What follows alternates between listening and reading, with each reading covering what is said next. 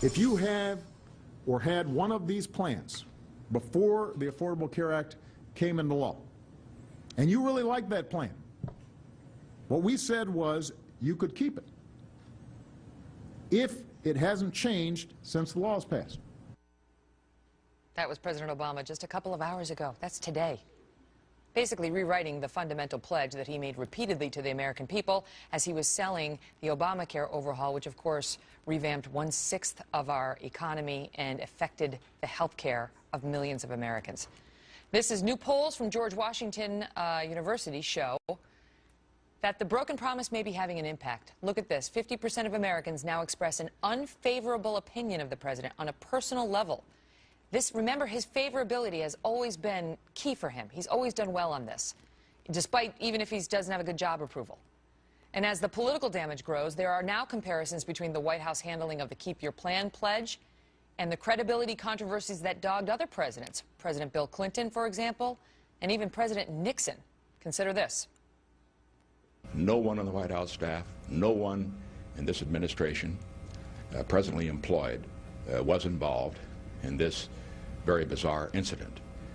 I did not have sexual relations with that woman. If you like your health care plan, you'll be able to keep your health care plan, period. So is it fair to compare the president's pledge to those infamous examples? Joe Trippi is the former Howard Dean presidential campaign manager and a Fox News contributor. Joe, is it?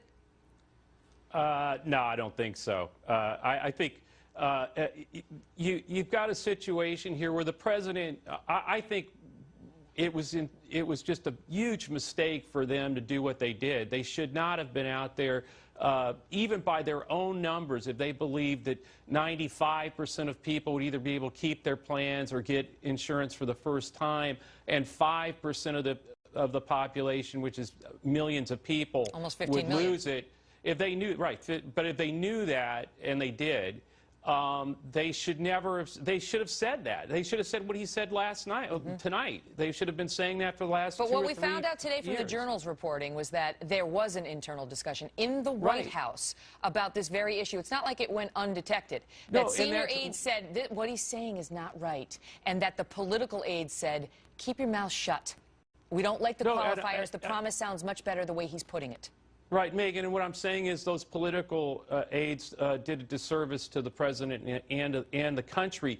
There would not, we'll never know if he had said what he said tonight, whether the law would have passed.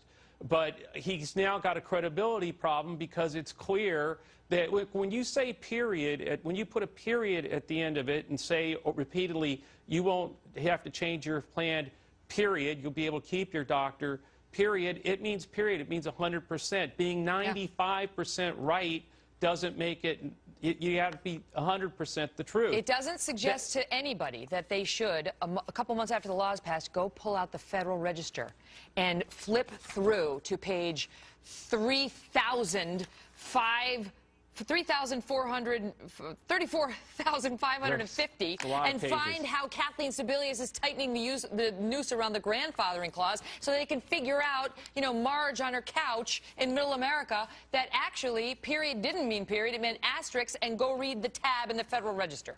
What they need to do now, Megyn, is get in front of this and get completely transparent. If I had been them, I would have, the first day, only 6 people signed up, I would have said only 6 people. I would have said only 248 the next day.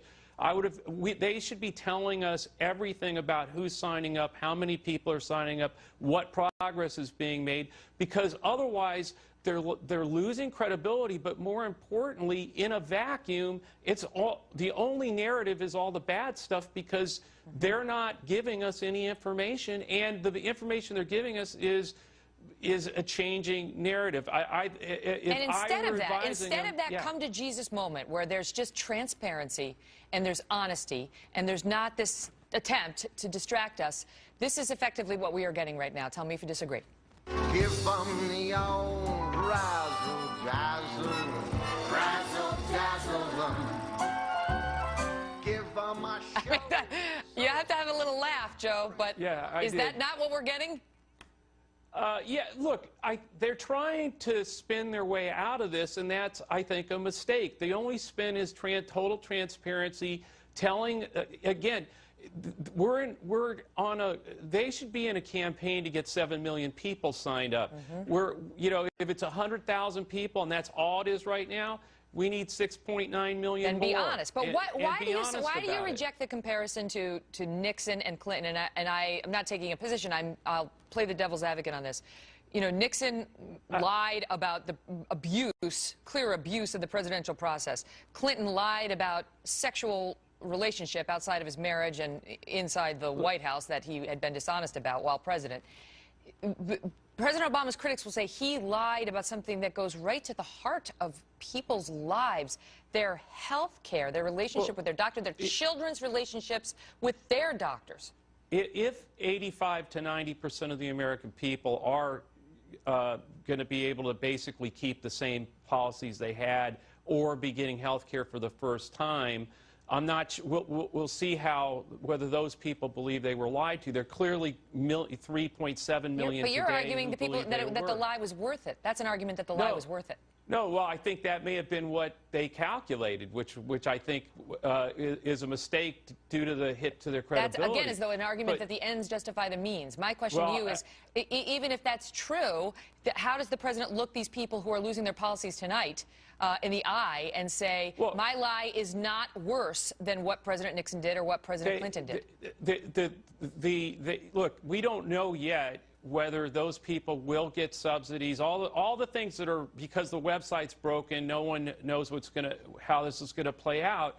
I think, look, right now, Megyn, we're now not fighting politics anymore, it's history. Somebody is on the wrong side of history.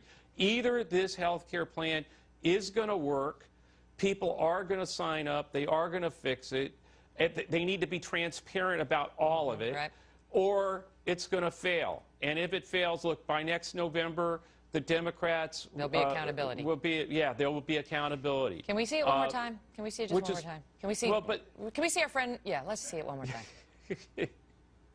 Give them the old razzle dazzle them. I gotta go, Joe. I'm gonna save this clip because it could be teed up for any number of politicians on any given evening. This is my new favorite clip. Thank you, Joe Trippi. Thanks, Megyn. Right. It's a great